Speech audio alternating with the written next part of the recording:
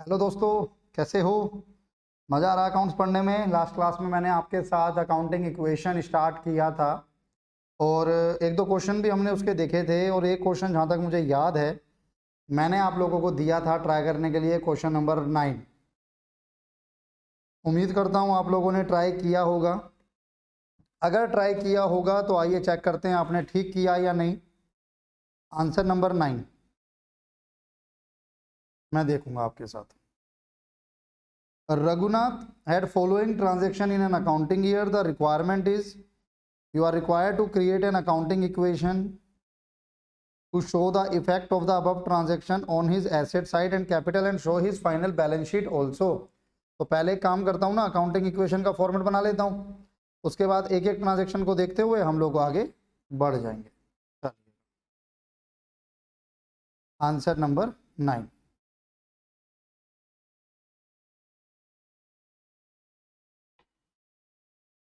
इतनी जगह है इसमें, छोड़ो नया ही बना लेते हैं। Answer number 9।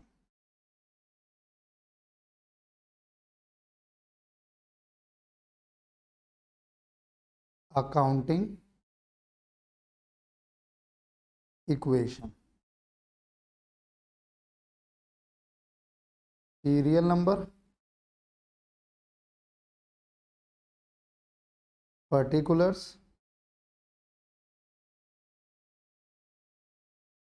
Assets equal to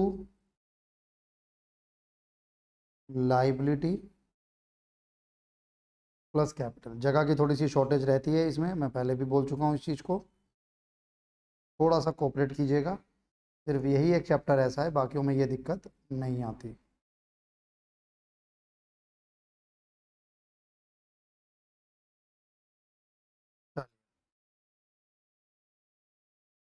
serial number 1, पहली एंट्री तो वही हमारी जो होती है वही होगी। कमेंस्ड बिजनेस विद कैश ₹50,000, 50,000 से बिजनेस स्टार्ट किया। अब तो आप लोग ये समझ गए होंगे, बिजनेस स्टार्टेड, आपने बिजनेस स्टार्ट किया है।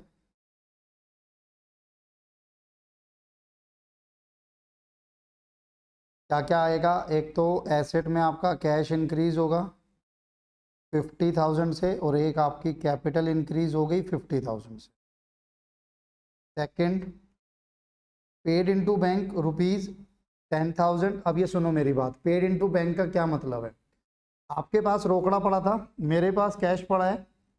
ज़्यादा नहीं दिखाऊंगा आपको, गरीब आदमी हम बेचारे। मेरे पास ये 500 रुपये हैं। मैंने अपने लड़के को बुलाया, उसको बोला ले भाई इसको बैंक में डिपॉजिट करा दे। इसको कहा जाएगा पेड इनटू बैंक। मेरे पास से क्या चला गया? कैश। कहाँ गया? मेरे बैंक में। तो एक तरफ मेरा कैश कम हो जाएगा, मैं यहाँ लिखता हूँ पेड इनटू बैंक। 10,000 है, 10,000 है सर। एक तरफ मेरा कैश कम हो जाएगा, दूसरी तरफ मेरा बैंक इंक्रीज हो जाएगा। इसका और कोई इम्पैक्ट किसी पे नहीं है, ना लाइबिलिटी पे ना कैपिटल पे, किसी पे नहीं है। अब आपके पास कैश कितना रह गया? 40,000। बैंक कितना हो गया? 10,000। लाइबिलिटी में कुछ नहीं है, तो कैपिटल कितनी हो गई? 50,000। और इसको क्या नाम देते थे हम लोग? New equation. ये आपकी न्यू इक्वेशन हो गई। थर्ड पॉइंट आ जाएगा अब हमारे पास, purchase goods for cash 20,000 and credit 30,000। यानी टोटल जो आपने गुड्स परचेज किया वो 50 का है। जब आप गुड्स परचेज करते हो तो एक अकाउंट और ओपन होता है, स्टॉक।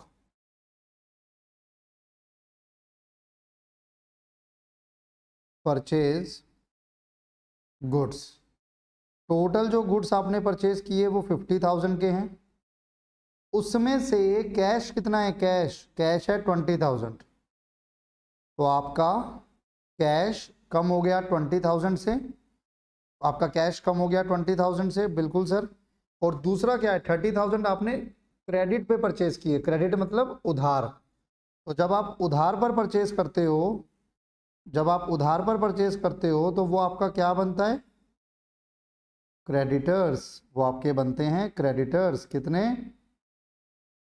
30,000।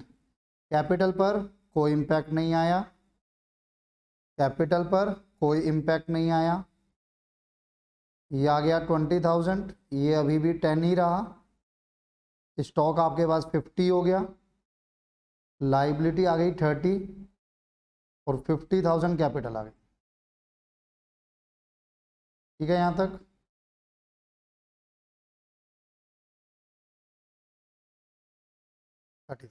ये आपकी न्यू इक्वेशन आ गई। एक बार टोटल देख लो ठीक आ रहा है कि नहीं। 30 और 50, 80 और 80। ठीक है जी। फोर्थ पे आ जाओ। Sold goods for cash 40,000, costing 30,000 important है। हालांकि पहले भी मैंने आपको बताई हुई है कि आपने कुछ गुड्स सोल्ड किए, उन गुड्स की कॉस्ट, ये मेरे गुड्स हैं, इस गुड्स की कॉस्ट है 30,000 और मैंने इसको आपको सोल्ड कर दिया 40,000 में। आप कहोगे सर क्या पानी की बोतल 10 रुपये वाली 40,000 में बेच रहे हो हमको? अरे यार मान लो ना, क्या फ़र्क पड़ रहा है। तो आपने मेरे गुड्स जो मेरे लिए 30,000 के थे, ये आपको थोड़ी पता है मेरे लिए 30,000 के हैं। आपको मैंने 40 में बेचे, मेरे को फ़ायदा हुआ कि नुकसान हुआ? बोलो बच्चे। सर साफ साफ मेरे को फ़ायदा हुआ। कितने का फ़ायदा हुआ बच्चे? मेरे को फ़ायदा हुआ 10,000 का। मेरे पास से गुड्स कितने के गए?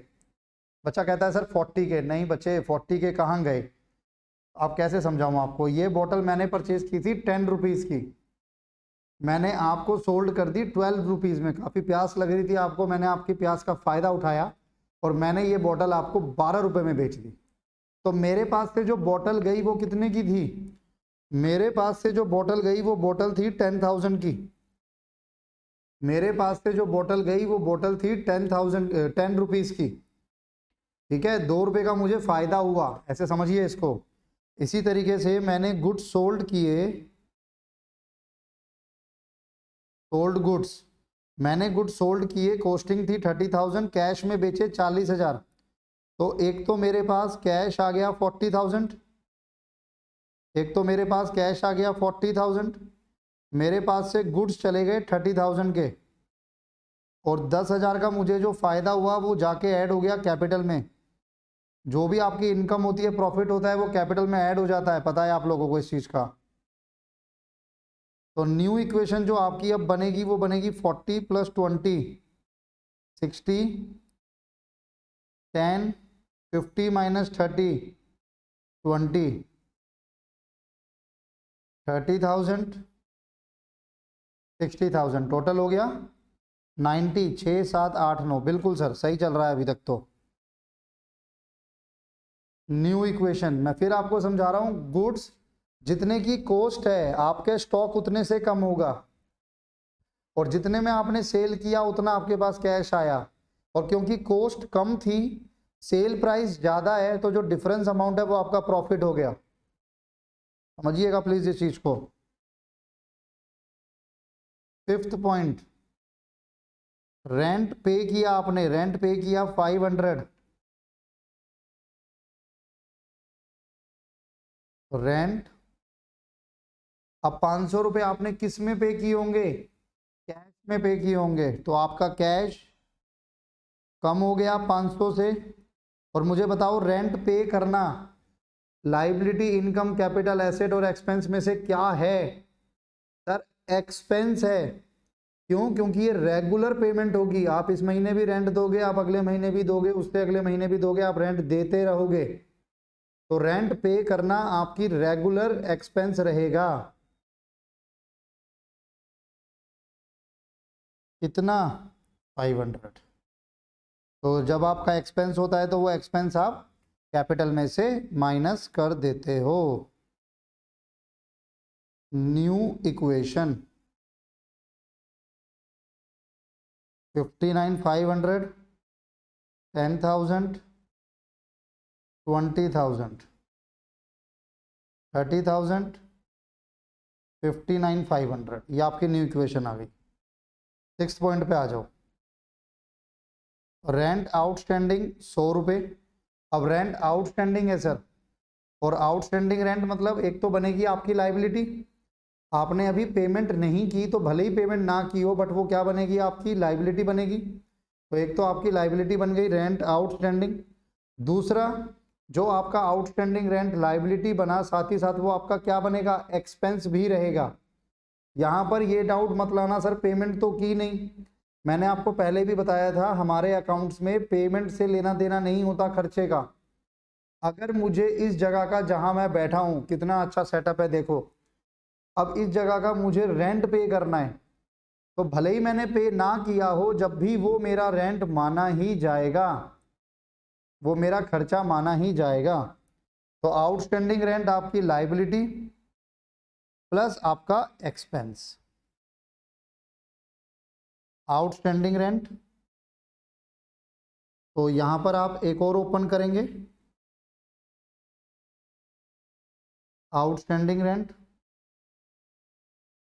कैश में कोई इंपैक्ट नहीं, इसमें कोई इंपैक्ट नहीं, इसमें कोई इंपैक्ट नहीं, इसमें नहीं, लेकिन इसके पास आपका आउटस्टैंडिंग रेंट ऐड हो जाएगा आके 100 रुपये, और क्योंकि आप उसे अपना एक्सपेंस मान रहे हो तो वो आपकी कैपिटल में से माइनस हो जाएगा, क्योंकि वो आपका एक्सपेंस है तो आप कैपिटल में से माइनस कर दोगे।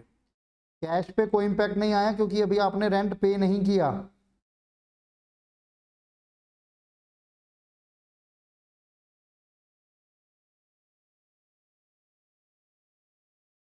सब कुछ ठीक चल रहा है अभी तक। ये आपकी न्यू इक्वेशन आ गई। सेवंथ पॉइंट कहता है bought furniture for ₹5,000 on credit. Credit आपने फर्नीचर परचेज किया है उधार पर 5,000 का। तो दो चीजें, फर्नीचर परचेज, दो चीजें,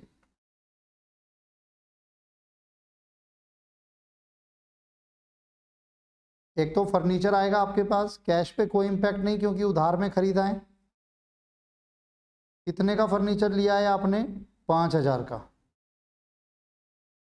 तो एक तो आपका फर्नीचर आ गया 5,000, क्योंकि उधार पे लिया है तो आपके क्रेडिटर बढ़ जाएंगे। आप अलग से भी लिख सकते हो, अगर आपके पास जगह हो तो क्रेडिटर में ना ऐड करके आप अलग से लिख दो आउटस्टैंडिंग फॉर फर्नीचर, और अगर जगह नहीं है तो आप सीधा क्रेडिटर में ऐड कर दो। कैश पे कोई फर्क नहीं क्योंकि आपने उधार में ट्रांजेक्शन की है। 10,000,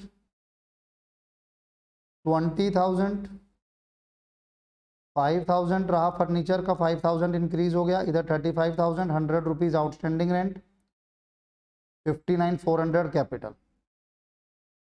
ये आपकी न्यू इक्वेशन आ गई। 8th last, purchase building for cash ₹20,000।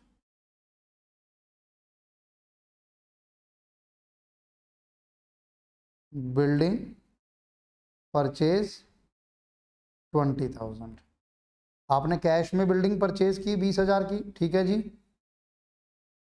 अब बिल्डिंग परचेज की तो आपके पास एक एसेट और इंक्रीज करोगे आप 20,000 से, बिल्डिंग, तो फर्नीचर के वहीं आएगा। अब जगह नहीं है तो मैं ऊपर करके लिख रहा हूँ, आप जगह बना लीजिएगा। बिल्डिंग, तो आपने एक और परचेज किया बिल्डिंग, 20,000 कैश में से चला गया और 20,000 का नया एसेट क्रिएट हो गया। अब 59,500 minus 20,000, 39,500 plus 10,000 plus 20,000 plus 5,000 plus 20,000, creditor के नाम पर है आपके पास 35, आउटस्टैंडिंग रेंट 100, कैपिटल 59,400। ये हमारी फाइनल इक्वेशन बन गई।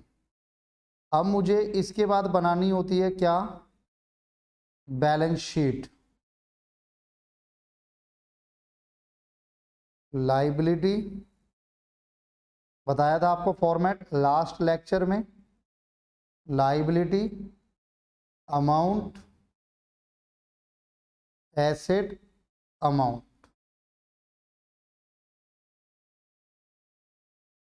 Liability, amount, asset, amount. कितना, लाइबिलिटी में सबसे पहले क्या लिखना है आपको, कैपिटल, हमेशा सबसे पहले कैपिटल 59,400। उसके बाद जो भी आपके पास लाइबिलिटी हैं, क्रेडिटर है 35,000, एंड आउटस्टैंडिंग रेंट है 100 रुपीज़, आउटस्टैंडिंग रेंट है 100 रुपीज़। एसेट में आ जाओ, कैश 39,500 और कैश के बाद ये 10,000 क्या था, बैंक स्टॉक फर्नीचर बिल्डिंग। अच्छा, bank stock furniture building, bank कितना 10,000, स्टॉक कितना 20, फर्नीचर कितना 5, बिल्डिंग कितनी 20। अब टोटल करो, दोनों साइड का टोटल सेम होना चाहिए। 59,400, 35,100, 94,500 माइनस 39,500 माइनस 10,000, 20 5 25 और 20 45, ठीक है जी 94,500। तो ये आपके पास पूरा क्वेश्चन जो मैंने आपको कराया अकाउंटिंग इक्वेशन क्वेश्चन नंबर 9। अब आप इसको नोट कर लेंगे प्लीज।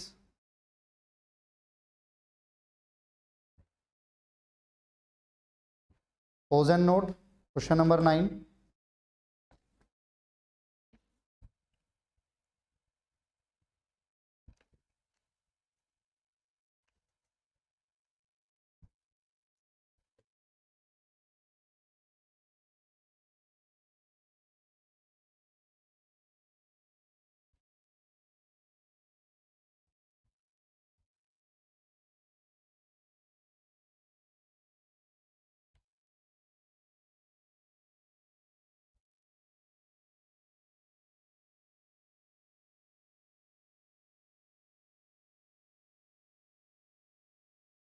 ठीक है जी, उम्मीद करता हूँ समझ आ रहा होगा आप लोगों को यहाँ तक अभी तक।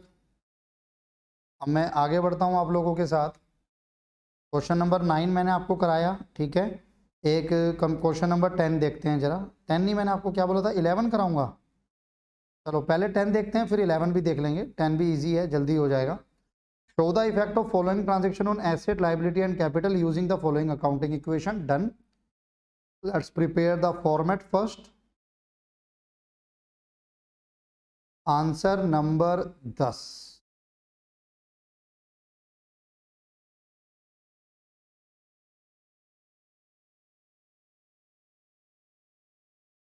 Accounting equation, serial number, particulars, asset equal to liability plus capital.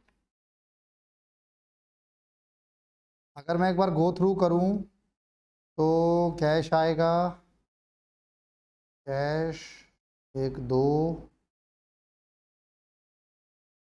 2, तो ज़्यादा कुछ नहीं है इसमें एसेट साइड में भी।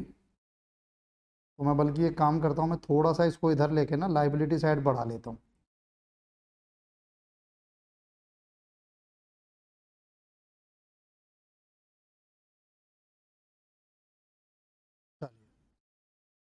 सबसे पहले क्या कहता है, स्टार्टेड बिजनेस विद कैश। ये एंट्री तो आपको मिलती ही मिलती है। 60,000 स्टार्टेड बिजनेस विद कैश, तो आपका कैश इंक्रीज हो गया 60,000 और कैपिटल इंक्रीज हो गई 60,000। सेकेंड, आपको रेंट मिला है 20,000 दिया नहीं है आपने, आपको रेंट मिला है। तो 20,000 अगर रेंट मिलेगा तो आपका कैश इंक्रीज हो जाएगा। दूसरा, आपकी कैपिटल बढ़ जाएगी, इनकम है आपकी 60 + 20 80,000, 60 + 20 80,000। ये हो गई आपकी न्यू इक्वेशन। अब थर्ड पे आ जाओ। Accrued interest ₹500। एक्रूड इंटरेस्ट मतलब, एक्रूड इंटरेस्ट मतलब आउटस्टैंडिंग, मिलना बाकी है। और इंटरेस्ट आपकी इनकम है, तो अगर इनकम मिलनी बाकी है तो आपका फायदा है और एसेट है। आपकी इनकम है और आपका एसेट है।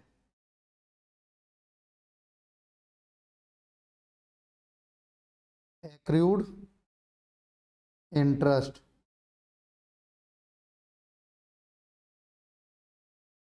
Accrued interest. एक तो आपका एसेट है, 500 रुपये मिलना बाकी है अभी, और साथ ही साथ आपकी इनकम भी रहेगी। 80,000 प्लस 500, ये तो अकेला ही चल रहा है 80,500। वर्ड्स मिल रहे हैं आपको नए नए सीखने को, इनको देखो बस। एक्रूड इंटरेस्ट क्या है? एक्रूड इंटरेस्ट का मतलब है आपको इंटरेस्ट मिलना बाकी है, तो भले ही अभी मिलना बाकी है बट आपकी इनकम कहलाएगा। भले ही मिलना पेंडिंग है बट आपकी इनकम कहलाएगा। Commission received in advance ₹1,000। अब देखो कमीशन आपको मिली और वो भी एडवांस में, तो जब कमीशन एडवांस में मिलती है तो वो बनती है आपकी लाइबिलिटी। कमीशन मिलना इनकम है, और अगर इनकम एडवांस में आ रही है, आपके पास पहले ही आ रही है, सर्विसेज देनी पड़ेगी आपको बाद में, पैसा पहले आ गया, तो वो बन गई आपकी liability. Commission received in advance, commission received in advance कितना? आपको कमीशन मिला है, कितना मिला है एडवांस में? लाइबिलिटी बनेगी आपकी 1,000, तो 1,000 आपको कैश मिला। लाइबिलिटी में आप लिखेंगे एडवांस कमीशन 1,000। 81,000 हो गया कैश, आपको एडवांस में कमीशन मिली, आपको एडवांस में पैसा मिला, और 1,000 हो गई आपकी लाइबिलिटी, 80,500 आपकी capital. New equation, fifth point, last है। अमाउंट विड्रॉन 5,000, 5,000 आपने विड्रॉन, विड्रॉन का मतलब बताया था मैंने आपको कि नहीं? अमाउंट विड्रॉन आपको बताया था मैंने 5,000। अमाउंट विड्रॉन का मतलब आप बिजनेस में से पैसा निकाल कर घर ले गए, आप बिजनेस में से पैसा निकाल कर घर ले गए पर्सनल यूज के लिए, जिसको आप लोग ड्राइंग भी कहते थे। ड्राइंग्स कितना अमाउंट विड्रॉन किया आपने? 5,000। तो जब आप बिजनेस में से पैसा निकाल कर घर ले जा रहे हो, तो एक तो आपका बिजनेस का पैसा कम हो रहा है, एक तो आपको बिजनेस का पैसा कम हो रहा है, ठीक है। दूसरा आपकी कैपिटल कम हो जाएगी।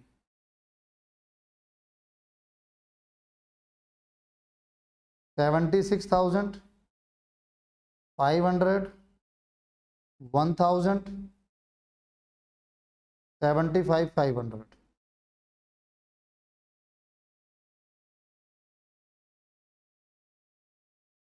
कितना हो गया आपके पास? ये हो गई आपकी फाइनल इक्वेशन। ठीक है, ठीक है सर, नोट कीजिएगा प्लीज। सिंपल ही क्वेश्चन था, कुछ खास नहीं था, बट मुझे इसमें आपको क्या क्या समझाना था। जैसे एक्रूड इंटरेस्ट, एक्रूड मतलब मिलना बाकी है, कमीशन एडवांस में मिल गई, तो अगर इनकम मिलनी बाकी है तो एसेट प्लस इनकम, इनकम अगर एडवांस में मिल गई तो वो इनकम नहीं बनती जब तक कि उसका समय ना आ जाए। मैं बार बार इस चीज को बोल रहा हूँ, वो आपकी लाइबिलिटी बनती है फिर, और आपको कैश मिलता है। नोट कीजिए प्लीज।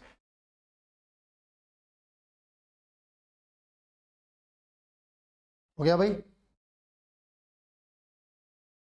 ठीक है जी, चलिए अब वो क्वेश्चन देखता हूँ जो मैंने आपको दिया था, क्वेश्चन नंबर 11। अब इसको देखते हैं, क्वेश्चन नंबर 11 को। अकाउंटिंग इक्वेशन बना लेता हूँ पहले इसके लिए भी मैं।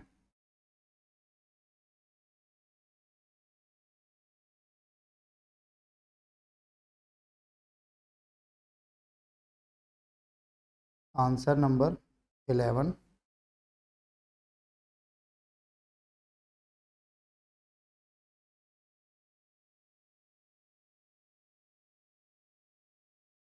Accounting equation.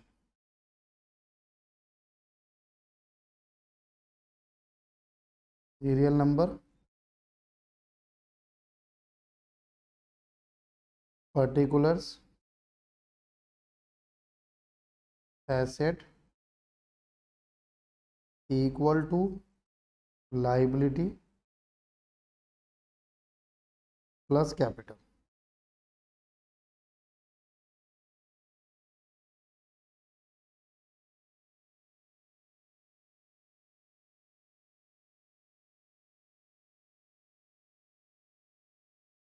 हाँ जी, कैश आ जाएगा, बिल्डिंग एंड फर्नीचर एक साथ आ जाएगा, डेटर 3,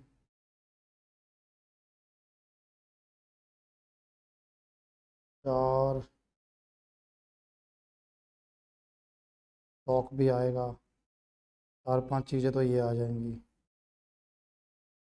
ठीक है, और लाइबिलिटी में एक ही है। ठीक है, चलिए एक बार ना पहले क्या करते हैं, आइडिया ले लेते हैं कि कितने एसेट्स में आ रहा है, कितने लाइबिलिटी में, तो उस हिसाब से फिर हम चलाते हैं क्वेश्चन को।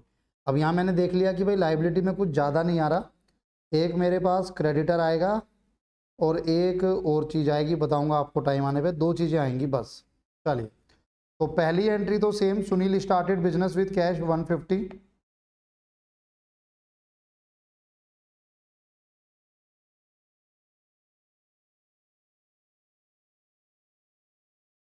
बिजनेस स्टार्टेड, आपका कैश आएगा और इधर कैपिटल आएगी,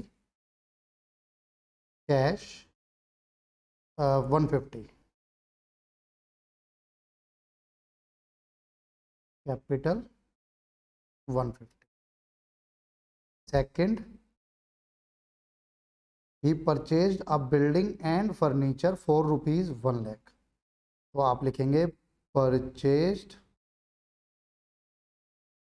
building and furniture 1 lakh,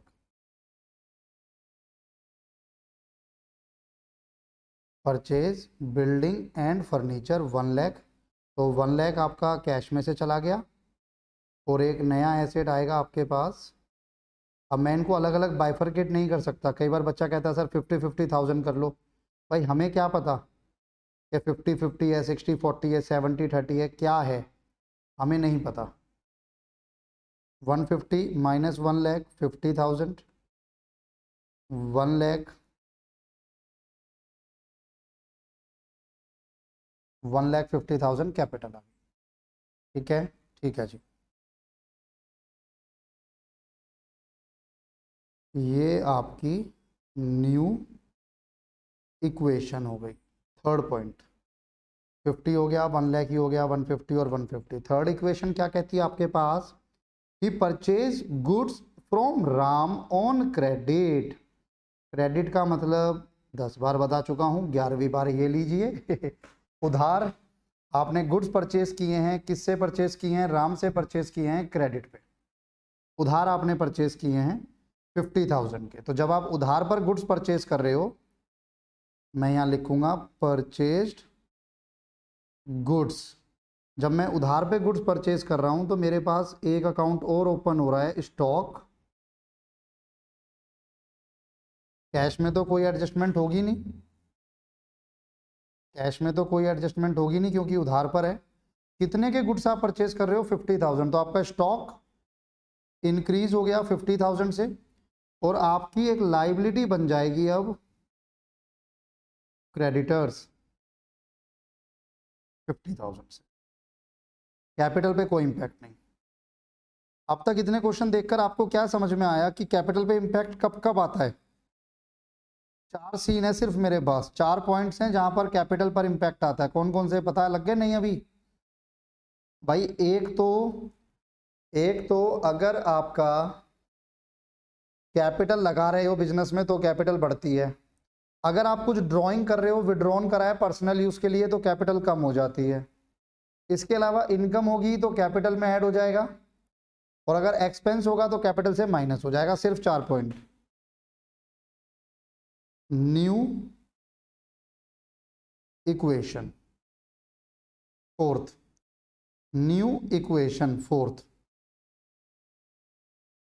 he paid carriage. Carriage मतलब किराया भाड़ा, तो किराया भाड़ा ऐसा तो नहीं है एक बार दिया फिर कभी नहीं दोगे, ये तो आपका रेगुलर पेमेंट है, आपको करते रहना होगा। एक्सपेंस है 500 का, कैरिएज पेड। तो 500 आपके कैश में से कम हो गया क्योंकि आपने पे किया, और क्योंकि रेगुलर पेमेंट है, आपका खर्चा है, तो 500 आपका एक्सपेंस बन गया। एक्सपेंस मतलब कैपिटल में से माइनस हो जाएगा। 49,500 1,50,000 यानी 1,99,500 कहीं ना कहीं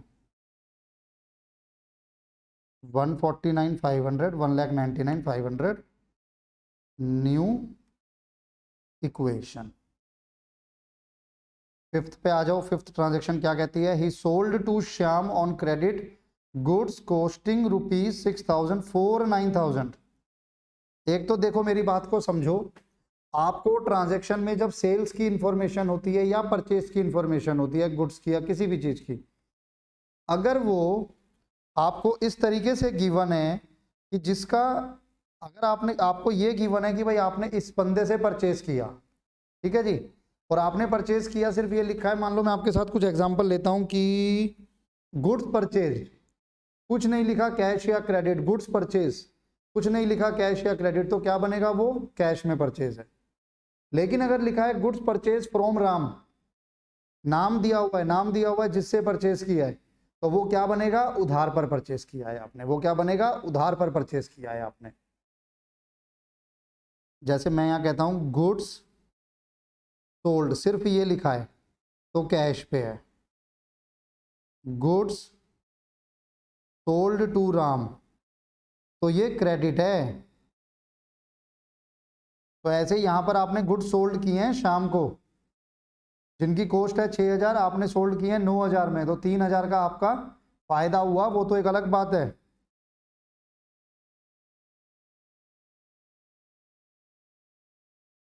लेकिन साथ के साथ आपको नाम दिया हुआ है और लिखा भी हुआ है ऑन क्रेडिट, तो आपने उधार पर बेचा है। और जब आप किसी को उधार पर गुड्स बेचते हो तो वो बनता है आपका डेटर। तो आप यहां पर एक और ओपन करोगे, डेटर सोल्ड गुड्स। अब मैंने आपको अभी पिछले क्वेश्चन में बताया था कि जितने की कॉस्ट होती है उतने से आपके गुड्स कम हो जाते हैं, तो 6,000 से आपका स्टॉक कम हो जाएगा और डेटर इंक्रीज हो जाएंगे सेल वैल्यू से, क्योंकि आपको अब डेटर से लेना है 9,000। 3,000 का मुनाफा कैपिटल में जाके ऐड हो जाएगा। 3,000 का मुनाफा कैपिटल में जाके ऐड हो जाएगा। 49,500 1,00,000 44,000 9,000 50,000 और ये हो गया आपका 152,500 152,500 plus 50 2,02,500 minus 9,000 minus 44 minus 1,00,000 minus 49,500। ठीक चल रहा है अभी तक। ये आपकी न्यू इक्वेशन आ गई।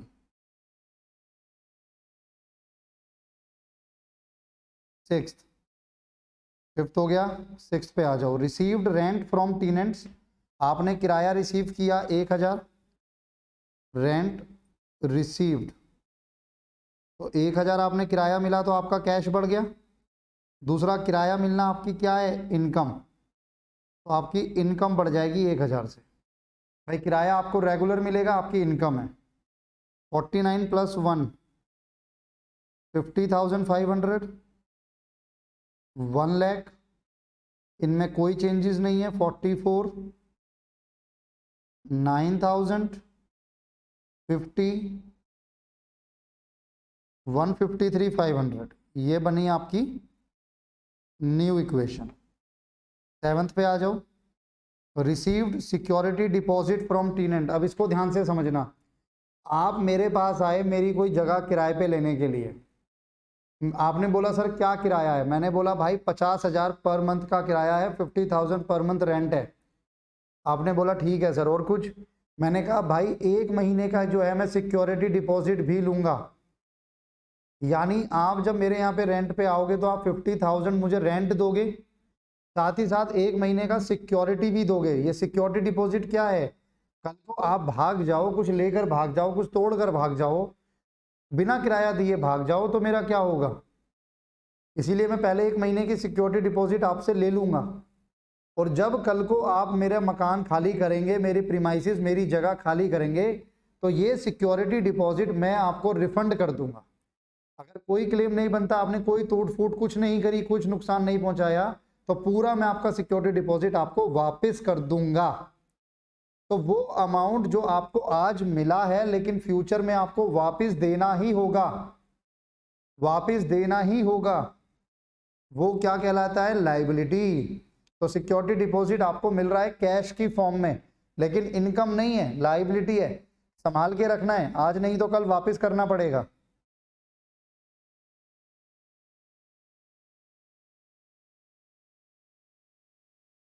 सिक्योरिटी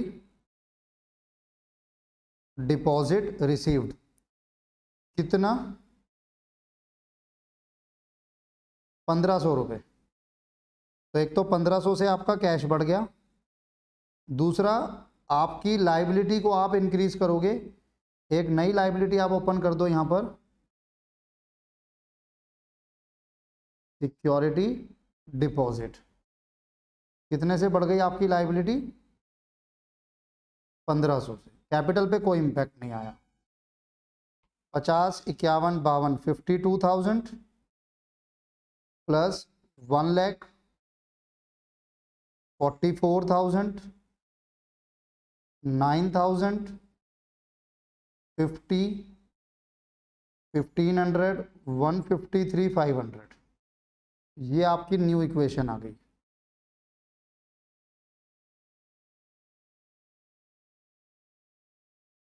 आगे बढ़ते हैं, 8th नंबर देखते हैं क्या कह रहा है। परचेज स्टेशनरी, आपने स्टेशनरी परचेज की है कैश में, और देखो स्टेशनरी परचेज करना आपका रेगुलर एक्सपेंस है।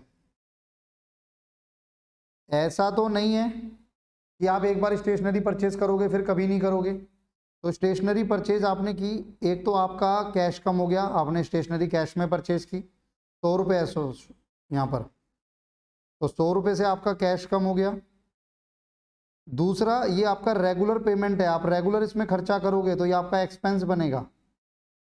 स्टेशनरी आपका कोई एसेट नहीं है कि आपने एक बार खरीदा फिर दोबारा खरीदना ही नहीं है। 51,900 प्लस 1,00,000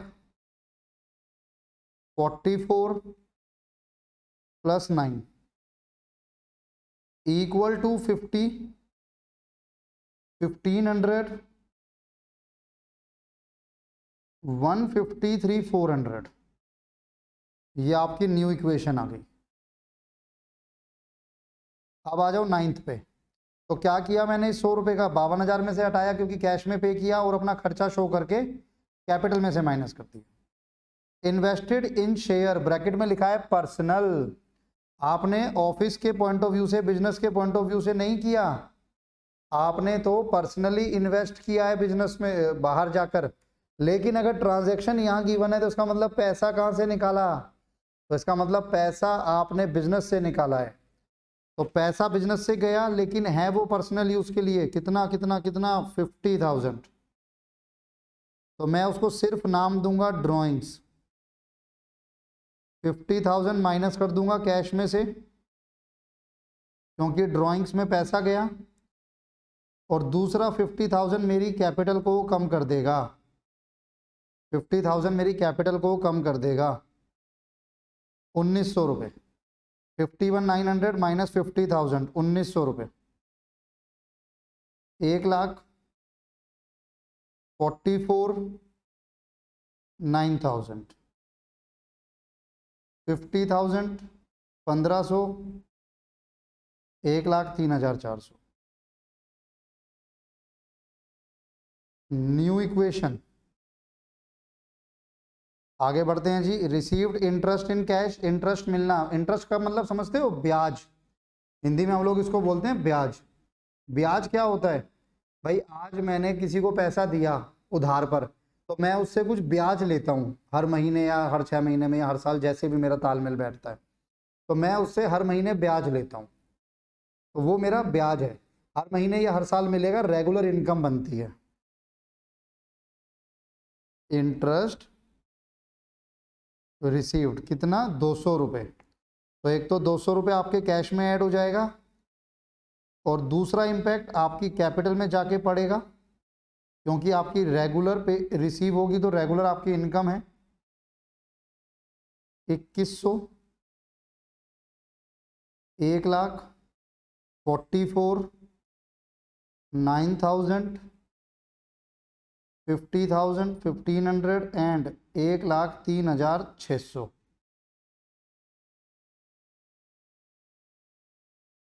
थोड़ा सा ज़्यादा लेंथी क्वेश्चन है बट ठीक है, काफ़ी कुछ आपको सीखने को मिलेगा इसमें।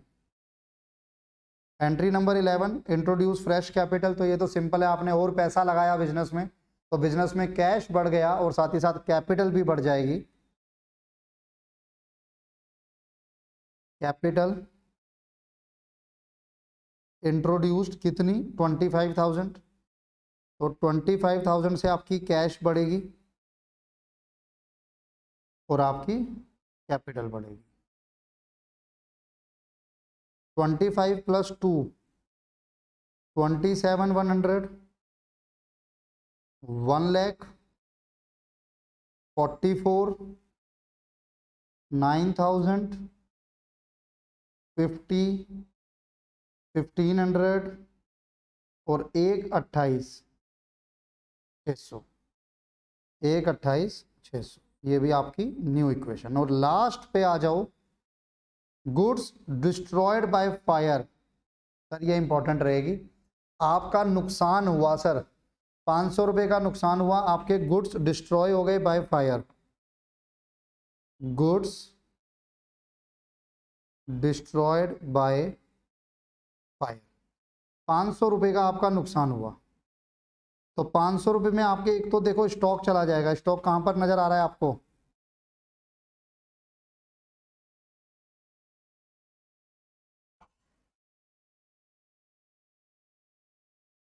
स्टॉक कहाँ पर नजर आ रहा है आपको, तीसरे नंबर वाला है। अच्छा ये 50, 6, 44, ठीक है।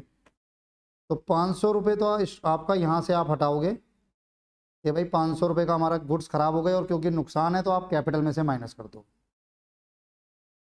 फाइनल इक्वेशन आ जाएगी अब आपके पास। कैश में नो चेंज, 1,00,000 भी 1,00,000 रहा। बिल्डिंग एंड फर्नीचर ये आपका 43,500 रह जाएगा। 9,000, 50, 1,500, 1,28,600 + 500, 1,29,100। एक बार टोटल कर लें भाई, सब कुछ ठीक है कि नहीं। मैं आप देखोगे कैलकुलेटर यूज़ करता हूं लेकिन आप नहीं कर सकते, मेरे मार्क्स नहीं कटेंगे कैलकुलेटर यूज़ करने से, लेकिन आपके कटेंगे। कुछ तो गड़बड़ है, 1,000 की गड़बड़ है। गड़बड़ यह है कि ये माइनस होना था, मैंने प्लस कर दिया। 1,28,600 - 500, 1,28,100। नोट कीजिएगा प्लीज़। बैलेंस शीट बनाने को बोल रहा है क्या, नहीं सिर्फ अकाउंटिंग इक्वेशन थी। नोट कीजिएगा please, pose and note. Point number 5 तक यहाँ तक कर लो, फिर मैं नीचे दिखा दूंगा। Pose and note.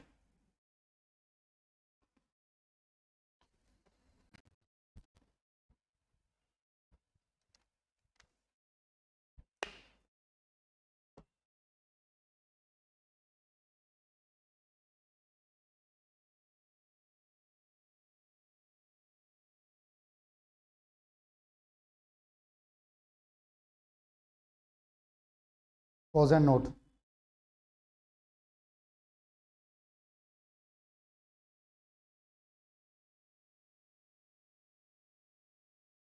Pose and note, ठीक है जी। तो ये मैंने आपके साथ क्वेश्चन नंबर 11 किया। नेक्स्ट क्लास में मैं आपके साथ बहुत इंपॉर्टेंट एक क्वेश्चन नंबर 12 करूँगा। लेकिन अब आप क्या करेंगे, आप ट्राई कर सकते हैं कुछ क्वेश्चंस को। क्वेश्चन नंबर 3, 4, 5, 6 ये आप ट्राई कर सकते हो। मैं नेक्स्ट क्लास में इसका हिंट दे दूंगा आपको। क्वेश्चन नंबर 3, 4, 5, 6 इनको प्लीज़ ट्राई कीजिए। इजी क्वेश्चन है, कुछ भी मुश्किल नहीं है, सब कुछ हम लोग कर चुके हैं। और नेक्स्ट क्लास में मैं आपसे आगे बढ़ता हूँ। आज के लिए इतना ही, यहीं रोकते हैं हम लोग। ठीक है जी, बाय बाय।